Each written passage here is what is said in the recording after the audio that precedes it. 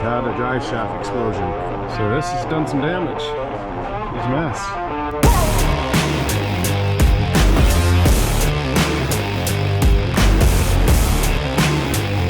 Good morning. Just at detail shop grabbing the GMC shop truck.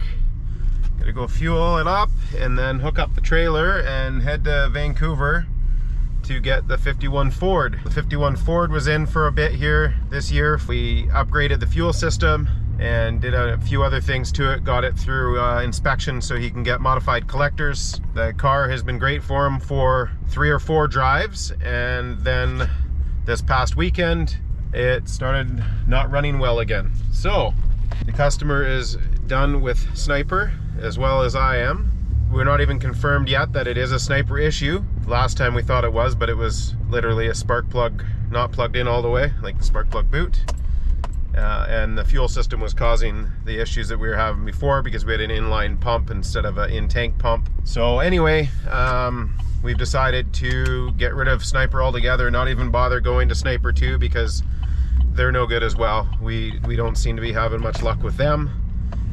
You know, every once in a while you get one that seems to work fine, but it seems more often than not they're causing us issues. So we have ordered up the Terminator, I think they call it the Stealth, which puts the computer inside the vehicle or wherever you want to put the computer, but it takes it out of the engine compartment. And I think that's more important specifically on Fords with that distributor right up front, because the Sniper computer is right next to it.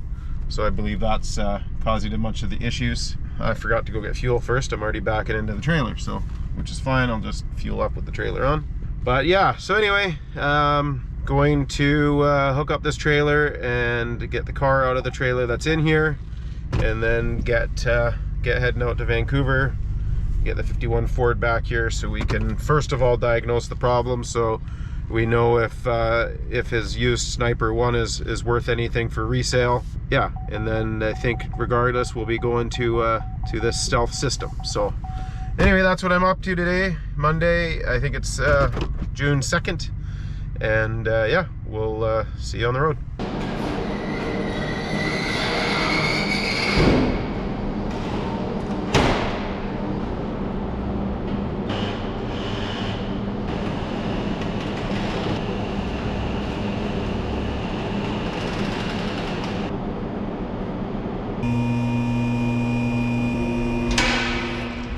All right, well, we're not sure what happened or how it happened, but we've had a drive shaft explosion right in the middle of the car. We unbolted it from this end. Everything is fine at the rear.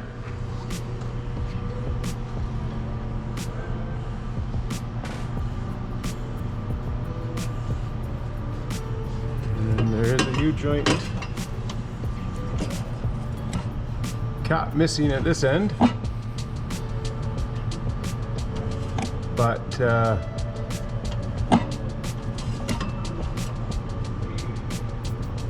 not sure how that explains this. The only thing I can see this happened, and that's probably what blew the U-joint cap out of there, because that hasn't been driven like that. So this has done some damage. Park brake cables, fuel lines, both of them. Doesn't look like it's hurt the shifter at all because it didn't bounce up into that area. Some floor damage, the seatbelt bracket, exhaust. She's a mess. Yeah, that is an odd one. My only thought is that if they had a full car of people, that potentially the drive shaft was rubbing the floor and bent the shaft. So that's my only thought really at this point, because there's no front or rear damage in here. So have to do some measuring. We got our bump stomp there and how high up that could have went, if that is the low point here, because it sure is tore up there, but of course that is where it blew apart.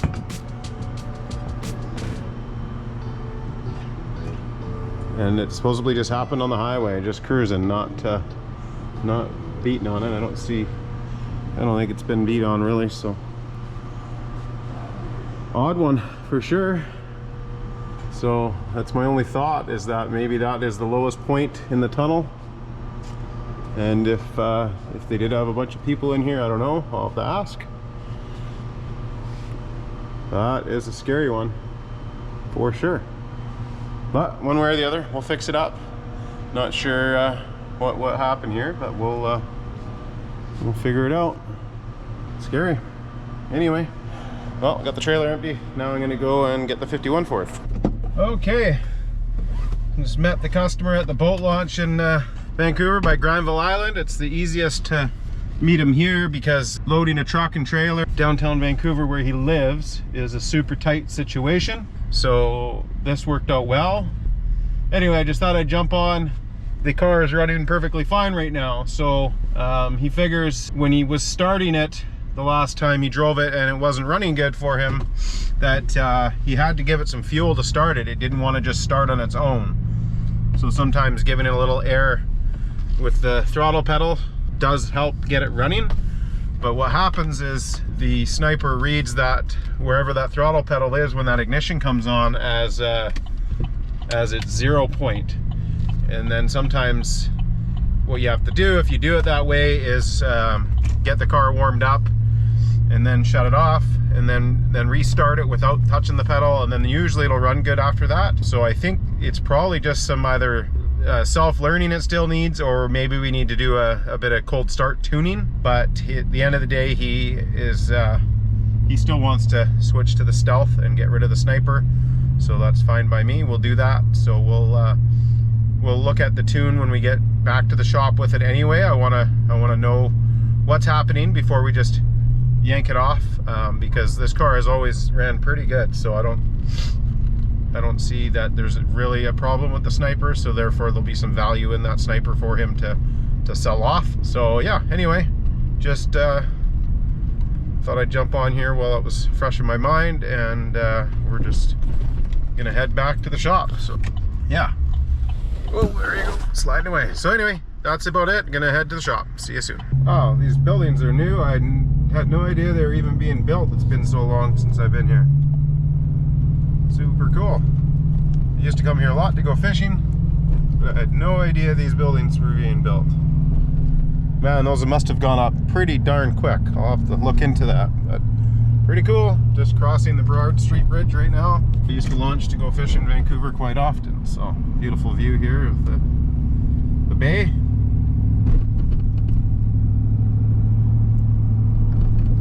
I was surprised navigation took me this way, otherwise I would have had the camera going already, but yeah, it's the way I wanted to go home, so no problem with that. All right, it is now Monday evening. Been on the road almost all day today, so didn't get a shop walk through here this morning, but just in the auto shop at the end of the day. Again, Monday is only 2 people on, so not a lot has changed, but a few things have. So we still have the Ram charger in here. We got that up and running last week. So I think John just needs to get back to it, but he was doing the radiator in the little red hot rod that we were waiting forever for the radiator. It's finally all painted and back in the car and done. It was down at detail. This car we're doing clutch work on, waiting for some parts to rebuild the slave. This is the bow mount we did the engine in. He's got some miles on it now, so it's back for its first oil change, and he had some exhaust leaks that we gotta look at.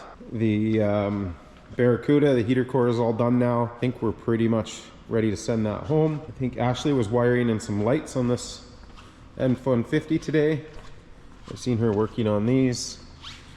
So I think that's what that's here for. And what else we got in here? And I believe we now have the radiator in the Falcon. It just needs to be road tested and set up the speedometer for the new gauges. Yeah, so they got a radiator in there now. So that's all back together. So that's about it for the walkthrough for Monday evening. So tomorrow we'll do a walkthrough again, I'm sure, and we'll get down to the hot rod shop as well tomorrow. All right, thanks for watching. Okay, good morning, Tuesday. June probably 3rd or something. Yes, June 3rd.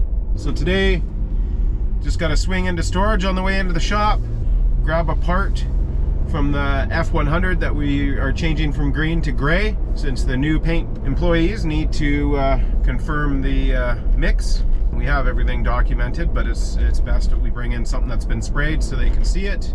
So I'm going to swing into storage and grab the smallest part I can find, that's the new color, and get that to the body shop, and then get into the shop and get some going. Lots on the go at the shop today, and we got our Tuesday night tonight, so yeah, lots to get going. We had a few people off on holidays all at the same time.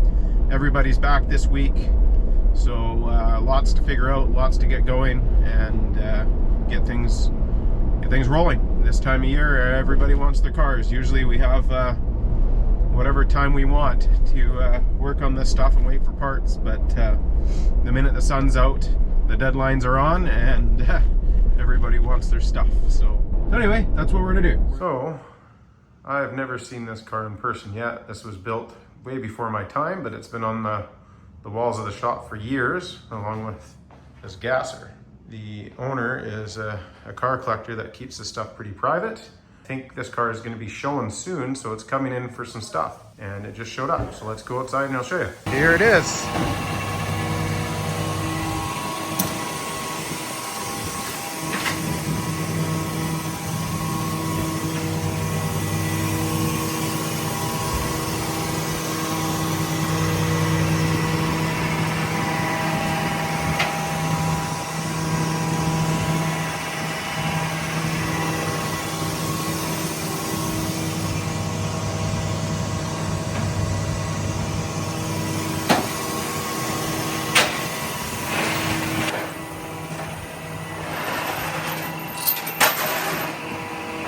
Yeah, you can see it's been sitting around a while. The white walls are pretty yellow, but okay, got her parked out here. Let's do our intake video here as well as normal filming. So this is one concern I think he has, and then as well here and here, the bars that they've built under the hood. When you close the hood, they touch the inside of the hood, and that's wrecked that. And then the other scratches, I think, are the other concerns on the running board. But we'll get a hold of them and go over it again now that it's here. But yeah, again, this was built way before my time, way before owning this place, but definitely a cool looking car. Glad to have them come here and have us work on it for them. All right, we're leaped forward. It's now Tuesday afternoon. Already 4:30, and just been busy with office stuff and whatnot. We had a couple of the guys off for a week, so in the office, and having them back, lots to go over. So anyway, just heading to downtown to meet Trevor McDonald and some more of the people for the upcoming car show, going over some stuff because we are putting Kevin's Cougar on the stairs at the courthouse, and then we take for Stone Speed Shop, we take up a huge section of Yonge Street that we are on right now. So just thought I'd fire up the cameras and kind of show where we all set up for the show.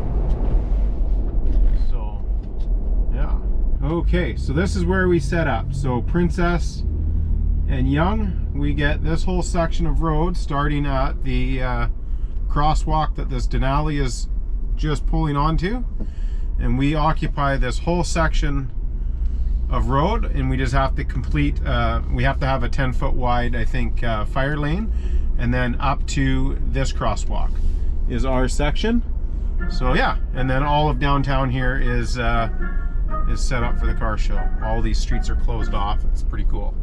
So anyway, that's about that. I'm just going to pull into the parking lot here and go meet with these guys and get things planned up, and then get back to the shop because we need to get set up for this evening's car event at the shop.